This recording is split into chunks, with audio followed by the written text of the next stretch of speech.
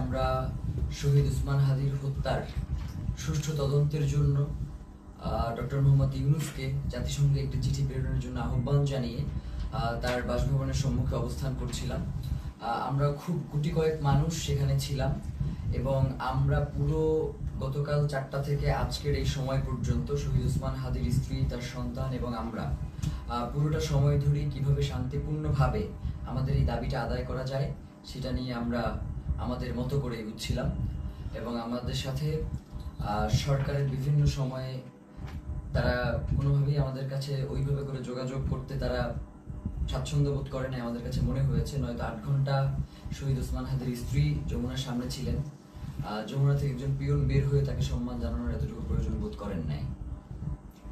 তো আমরা আজকে যখন শহীদ ওসমান হাদির স্ত্রী তিনি বিকেলবেলা জুমার নামাজের পরে তিনি আবার যখন এসে যমুনা অভিমুখে আসতে রওনা দিয়েছেন, প্রায় কাছাকাছি চলে এসেছেন, তখন আমাদের কিছু ভাই বোন তাদেরকে আমরা ভিতরে পাঠানোর জন্য চেষ্টা করতেছিলাম, কারণ শহীদ ওসমান হাদির স্ত্রী একা হয়ে গেলে তার সাথে কি ধরনের পরিস্থিতি ঘটতে পারে সেটা জানবার জন্যই মূলত আমরা তাদেরকে প্রেরণ করবার চেষ্টা করেছিলাম। এবং ভিতরে আমাদের কিছু ইনকিলাব কর্মী মঞ্চের সদস্য ছিল যাদেরকে ভিতর থেকে আবার বাইরে আসতে দেওয়া হচ্ছিল না। তো এই সার্বিক পরিস্থিতি তদারকির জন্য আমরা জুমা এবং শান্তা সহ যুবাকে প্রেরণ করেছিলাম যাতে ওরা গিয়ে দেখে আসে এবং ওদেরকে সঙ্গে করে নিয়ে আসে। তো প্রথম অবস্থায় সেটা হচ্ছে পুলিশ কোনোভাবেই তাদেরকে ভিতরে যেতে দিবে না। তো ওরা অনেকভাবে বোঝানোর চেষ্টা করেছে কিন্তু কোনোভাবেই ওরা মানতে ছিল না। পরবর্তীতে আমরা বলেছিলাম যে এবং এটা তো একদম খুবই সহজ ব্যাপার, 1 মিনিটের ব্যাপার, আমাদেরকে সরিয়ে দেওয়া এই ওখান থেকেই করা। তো ওরা কি করেছে, জুমা এবং শান্তার গায়ে হাত তুলেছে এবং দেখবেন যে শান্তাকে গলা চেপে ধরেছে এবং জুমার পুরো গালে তারা তাদের খামচি দিয়েছে আর কি, মানে এইটা কি, এবং বুট দিয়ে ওদেরকে রাস্তায় পাঠিয়েছে। তো এই যে ফ্যাসিবাদী আমলের যেই পুলিশ, এই যে পুলিশ লীগ, তারা আবার নতুন করে যে মাথাচাড়া দিয়ে হচ্ছে এবং তাদেরকে যে কেউ কন্ট্রোল করতে পারছে না। আমরা দেখতেছিলাম যখন আমাদের উপরে হামলা হয়েছে তখন পুলিশের ঊর্ধ্বতন কয়েকজন কর্মকর্তা, ডিবি কমিশনার, তিনি চেষ্টা করছিলেন বারংবার যে আসলে যাতে আমাদের উপরে হামলাটা না হয়, কিন্তু পরক্ষণেই আমরা দেখতে পেয়েছি যে তার আদেশ অমান্য করে পেছন থেকে পুলিশের কিছু সদস্য তারা অতর্কিত হামলা করেছে এবং আমাদের ভাইদেরকে রক্তাক্ত করেছে। তো আমরা ইনকিলাব মঞ্চের পক্ষ থেকে এর তীব্র নিন্দা জানাই এবং যারা এই আক্রমণের সাথে জড়িত রয়েছে তাদেরকে অতি দ্রুত বিচারের মুখোমুখি করবার জন্য আহ্বান জানাই। কারণ বাংলাদেশের জনগণ এই মুহূর্তে প্রচন্ডভাবে তারা ক্ষেপে রয়েছে, তারা কোনোভাবেই এই ব্যাপারটাকে মেনে নিতে পারছে না। যার কারণে আমরা বলবো বাংলাদেশের আইন শৃঙ্খলা পরিস্থিতি এবং জনগণকে শান্ত রাখবার জন্য আপনাদের অতি দ্রুত আজকে কারা কারা হোটেল ইন্টারকন্টিনেন্টাল এবং যমুনার যে সকল পুলিশ সদস্য দায়িত্বে ছিলেন তাদেরকে চিহ্নিত করার ব্যবস্থা করেন। এবং তারা যেই কাজটা করেছে সেটা হচ্ছে অধিকাংশ পুলিশ সদস্যের কোনো নেম প্লেট ছিল না, তারা নেম প্লেট খুলে ফেলেছে এবং প্রত্যেকে মাস্ক পরা ছিল। এই যে মাস্ক পরে নেম প্লেট খুলে যে হামলা, এই হামলা তো আমরা, এবং হেলমেট পরে, এই হামলাগুলো তো আমরা দেখেছি ফ্যাসিবাদী হাসিনার আমলে। তাহলে কি এখন যমুনা পাহারা দিচ্ছে বা যমুনায় বসে আছে কি হাসিনা সেই ফ্যাসিবাদী আমলের পুলিশ লীগ কিনা সেটা আমরা জানতে চাই। সেই সাথে এসএসএফ আজকে প্রচন্ড রকমের দুর্ব্যবহার করেছে আমাদের সাথে, আমাদের যুবাকে রাস্তায় ফেলে মেরেছে এবং মাথায় আঘাত করেছে, ছাদকে মেরেছে। তো এই যে, এবং আমাদের ইনকিলাব মঞ্চের এমন কোনো কর্মী নাই যে আজকে এই হামলায় আহত হয় নাই। তো এখন আমরা এই প্রশাসনের কাছে জানতে চাই, আমরা তো সুনির্দিষ্ট একটা দাবি নিয়ে ওখানে গিয়েছিলাম যে জাতিসংঘের অধীনে যাতে শহীদ ওসমান হাদির হত্যার বিচারটা করা হয়, এই তদন্তটা নিশ্চিত করা হয়। তাহলে কারা শহীদ ওসমান হত্যার তদন্ত জাতিসংঘের অধীনে দিতে চায় না, যে আজকে স্পষ্ট হয়ে গেছে। আমরা মনে করছি যে প্রধান উপদেষ্টার, আমরা মনে করছি এই যে উপদেষ্টা পরিষদটা যে রয়েছে, এই উপদেষ্টা পরিষদের একটা অংশ শহীদ ওসমান হাদির খুনের সাথে জড়িত, নয়তো কোনোভাবেই এভাবে আর কি অমানবিকভাবে আক্রমণ করার কোনো প্রশ্নই আসে না, যেহেতু এটা শান্তিপূর্ণ অবস্থান ছিল। এবং আপনারা দেখবেন যে প্রধান উপদেষ্টার দপ্তর থেকে একটা তারা প্রেস রিলিজ দিয়েছে এবং সেখানে বলেছে যে আমরা নাকি জল কামানের উপরে উঠে গিয়েছিলাম, অথচ ছবিতে স্পষ্ট করে দেখা যাচ্ছে যে আমরা উল্টো জনগণকে শান্ত করবার জন্য চেষ্টা করছিলাম। যখন জনগণ দেখেছে যে ভিতরে জুমা এবং শান্তাকে রাস্তায় ফেলে মারা হচ্ছে, জনগণ কোনোভাবেই এটা মেনে নিতে পারে নাই, যার কারণে এইখানে ওই উদ্ভূত পরিস্থিতির সৃষ্টি হয়েছে। এর পুরো দায়ভার ওইখানে দায়িত্বরত পুলিশ প্রশাসন এবং সরকারকেই বহন করতে হবে। প্রিয় ভাইয়েরা, আপনাদেরকে স্পষ্ট করে জানাই যে সামনে খুবই গুরুত্বপূর্ণ একটা নির্বাচন রয়েছে 12 তারিখ। এখানে বাংলাদেশের স্বাধীনতা, সার্বভৌমত্ব সহ বাংলাদেশের নিরাপত্তা জনিত বেশ কিছু বিষয় জড়িত রয়েছে, যার কারণে অবশ্যই 12 তারিখে নির্বাচন হতে হবে। এবং যারা 12 তারিখে নির্বাচন বানচাল করে দেওয়ার জন্য আমাদের উপরে আক্রমণ করেছে, তাদের এই নীল নকশাকে বৃদ্ধাঙ্গুলি দেখিয়ে আমাদের জনগণের অধিকার আমাদের বাস্তবায়ন করতে হবে।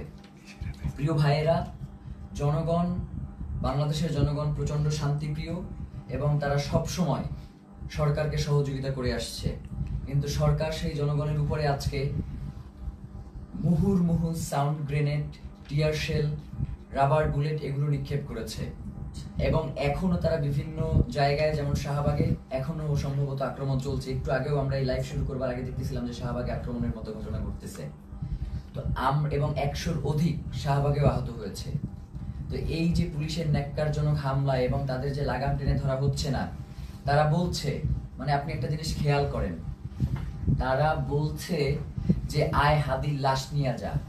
মানে এইটা পুলিশের, মানে সে যদি আওয়ামী লীগ না হয়, সে যদি মানে সত্যিকার অর্থেই কোনো পুলিশ সদস্য হয়ে থাকে, তাহলে তার এই ধরনের কথা বলবার কোনো প্রশ্নই আসে না।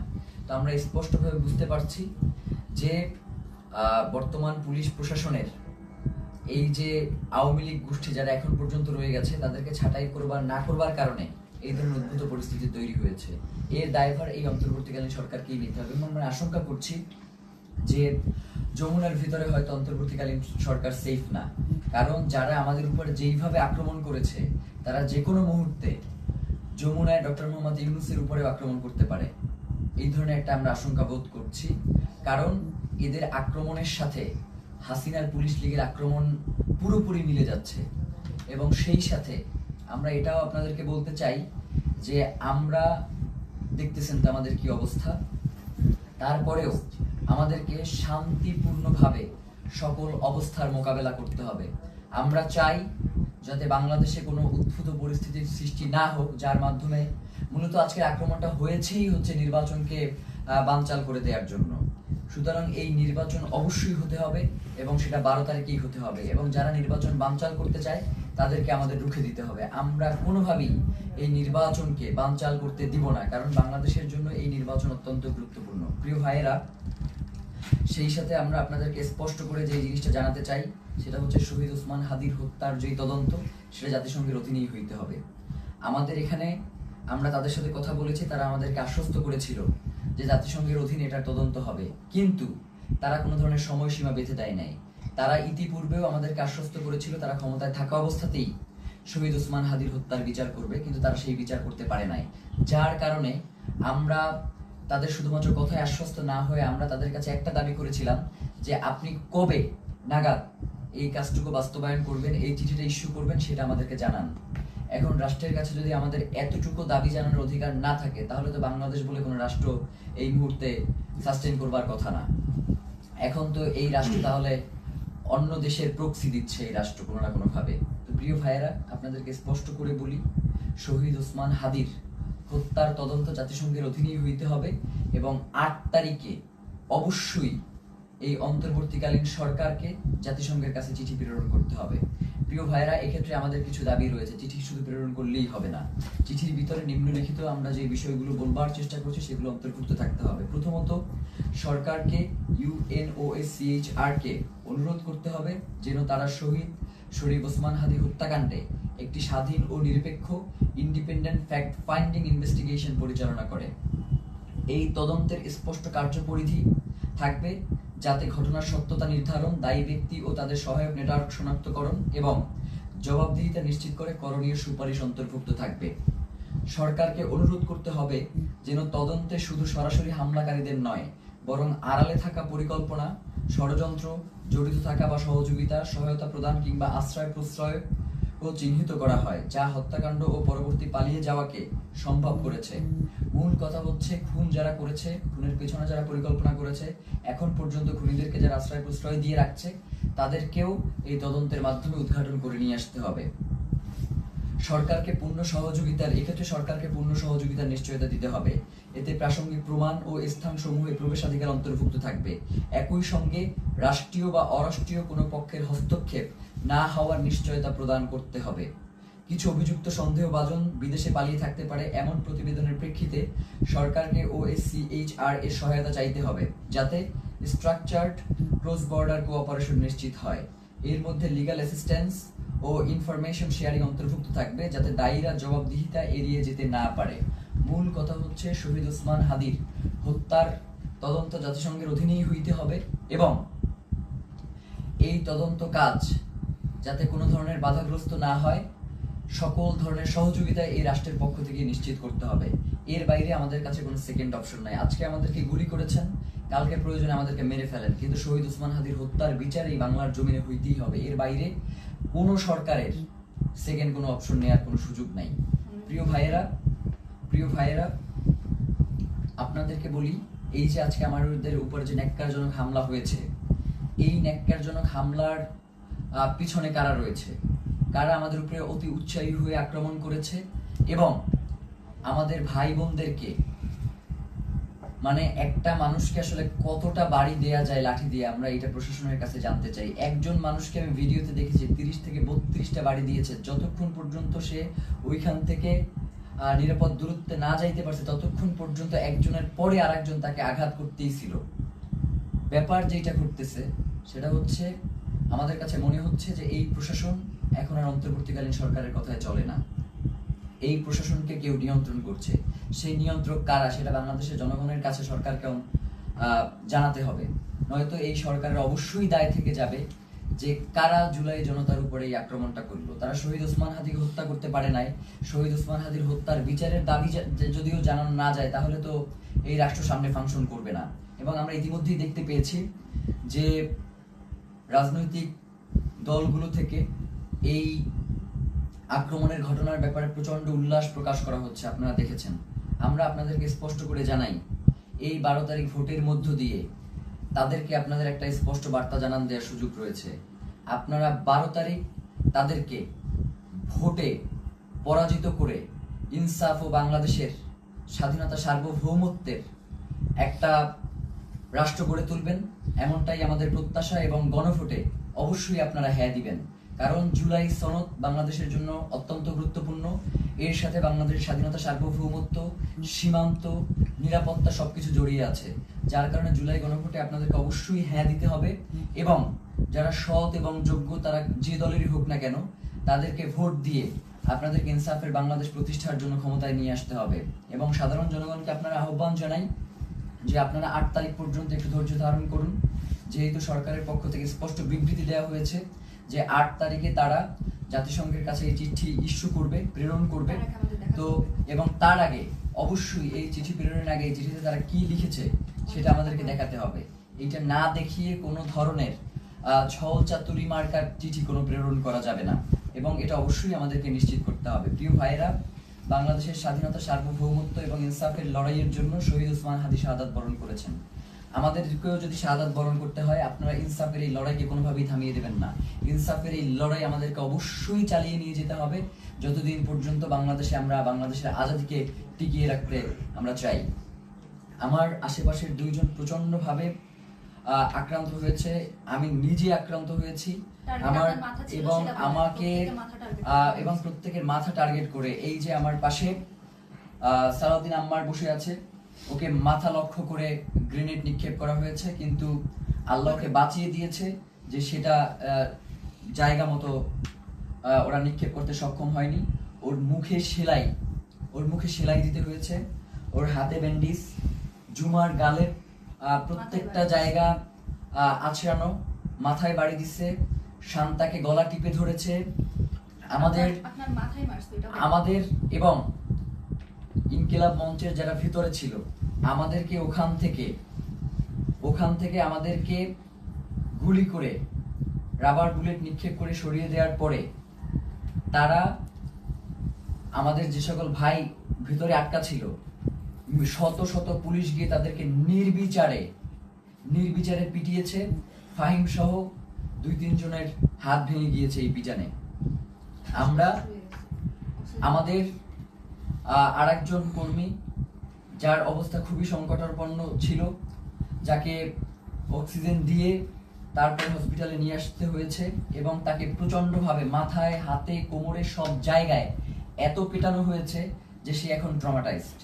আমরা জানাতে চাই, এই সরকারকে বলতে চাই, আপনি অতি দ্রুত কারা এই আক্রমণ করেছে তাদেরকে চিহ্নিত করে বিচারের মুখোমুখি করেন, নয়তো যে কোনো পরিস্থিতির জন্য আপনাকে অবশ্যই দায়ী থাকতে হবে। কারণ বাংলাদেশের জনগণ ততক্ষণ পর্যন্তই শান্তিপূর্ণ যতক্ষণ পর্যন্ত জুলাইয়ের প্রেক্ষাপট তৈরি না হয়।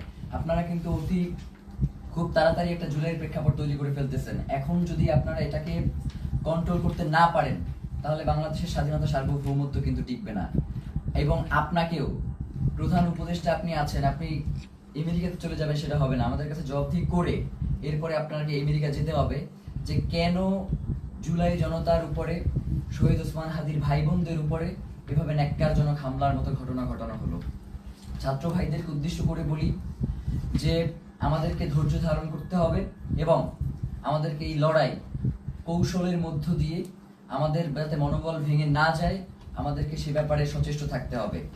এই লড়াই তো একদিনের লড়াই না, আমাদের আজাদির লড়াই চলছে এবং আজাদির এই লড়াই চলবে।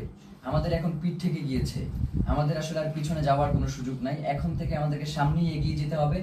8 তারিখ পর্যন্ত যেহেতু সরকার সময় চেয়েছে, আমরা সরকারকে সেই সময়টুকু দিলাম। সে যদি এই সময়টা আগেই ঘোষণা করতো তাহলে তো এই ধরনের কোনো পরিস্থিতি তৈরিই হতো না।